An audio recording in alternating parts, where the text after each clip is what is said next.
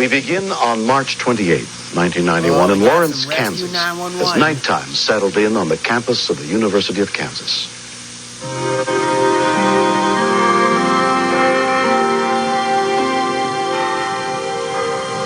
I talked to one of their clerks, and Judy Lowe had been a police dispatcher for more than 5 years. We get bomb threats all the time, but nothing ever happens. I mean, they never go off. The thing that was different about this, though, was there was no threat ahead of time. More than 300 students lived in the JRP dormitory near the center of campus. By midnight, only a few of them were still awake, including security monitor Brad Stulzatz. I had a test the next day, so I was last-minute cramming, trying to get it all in. The lobby had quieted down. Most of the guys were going to bed. A regular, normal, run-of-the-mill night at JRP. University police officer Herb Martin was one of several cops on stakeout that night, working on a series of campus auto burglaries that had gone unsolved.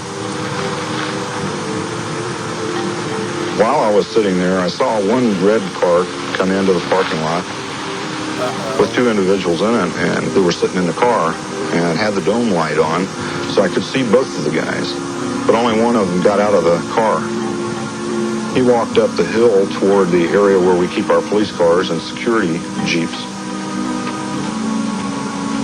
As he was walking up the hill, I noticed there was something held on the side of his leg, but I couldn't tell what it was. 934KU, I've got somebody messing with one of the security jeeps on the drive. Is that going to be lot one? It was pretty much behind our building, right where we were. Hey, man! Go get him! Go get him!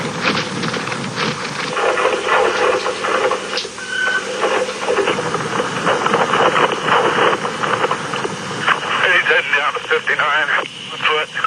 He took off like he was lit with firecrackers. There's one vehicle leaving lot 50 at this time. Small red vehicle, Chevette, Kansas plates. I believe it's David, X-ray, possibly George. No further. Which direction did you last see the vehicle going from which location?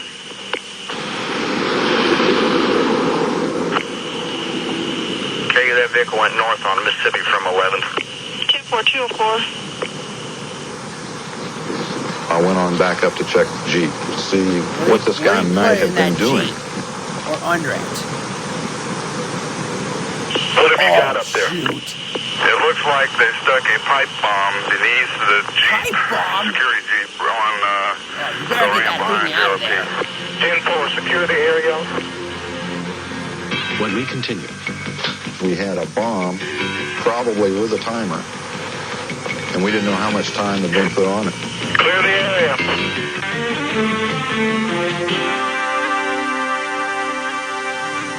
when a university police officer found a pipe bomb planted underneath a Jeep parked just outside a dormitory where hundreds of students were sleeping, he radioed for help. But no one knew whether any attempt to dismantle it might instead set it off.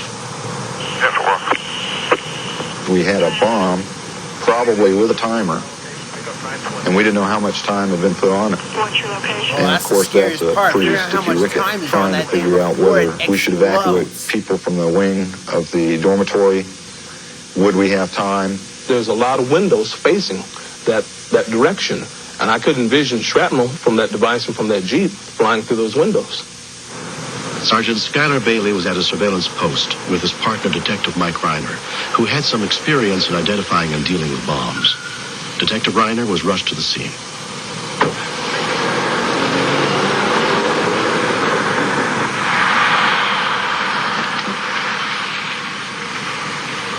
Mike, it's up under the front, over the axle. All right, stay back.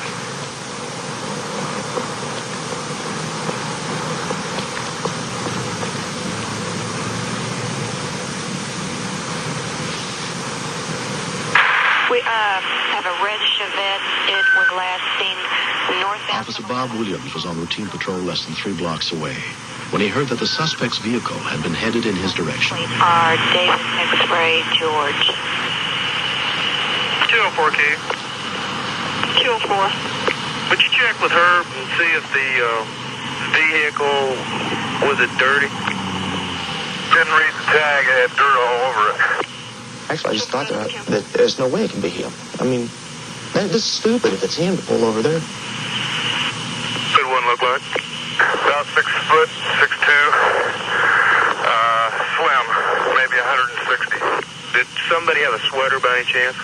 Charcoal gray, kind of checkered sweater. Okay. Okay, I've got the vehicle. Here, 1020. I just asked him, I said, would you mind coming back up on campus with me to the police station? Sure, no problem. Detective Mike Reiner returned to the station to pick up some protective gear. Yeah, get that protective gear. The guy that Herb was chasing, I'm sure, still in the area. He looked very determined. He just had this look on his face like it was something he had to do. Let's see how much is on that bomb before it blows up.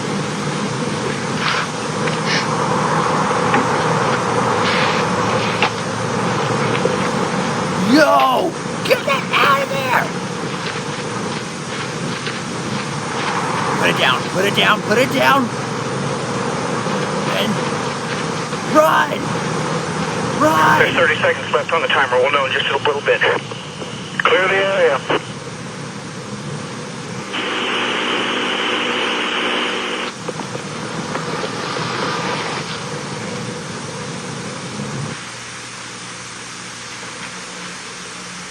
Three, 2, 1.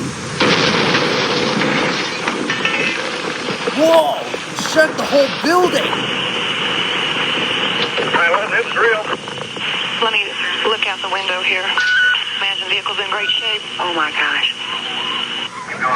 I woke up the dorm students! I walked back down to see what kind of damage it had caused. And I saw a crater about 3 feet in diameter and about somewhere between 6 and 10 inches deep.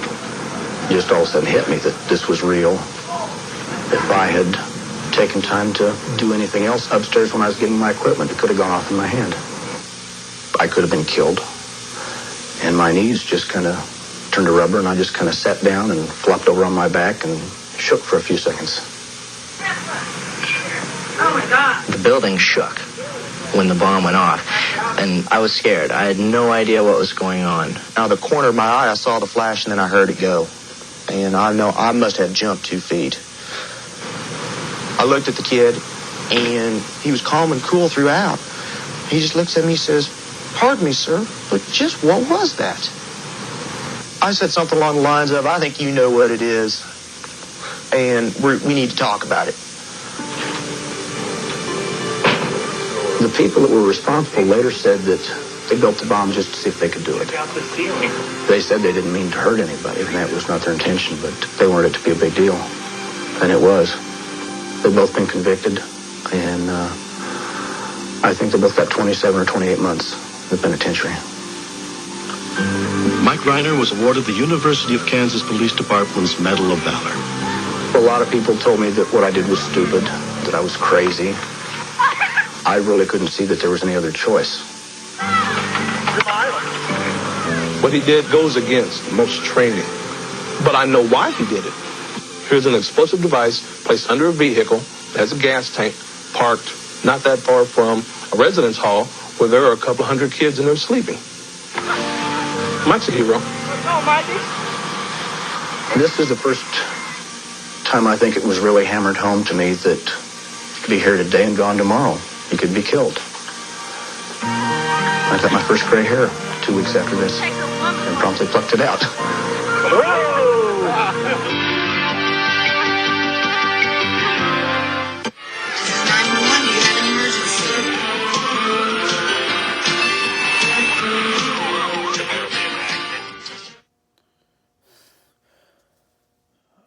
Okay. Well, that was very cool. Saying Rescue 911. So, the episode is called University Pipe Bomb. taking place in the University of Kansas. Boy, this police officer I guess dodged the bullet this time. I'm glad he got that thing out of his hand before that thing exploded when he had 40 seconds left as he took it out of the Jeep. Boy, once you hit the seconds, you want to be fast. But yeah, that was very cool. Oh, thank you for watching.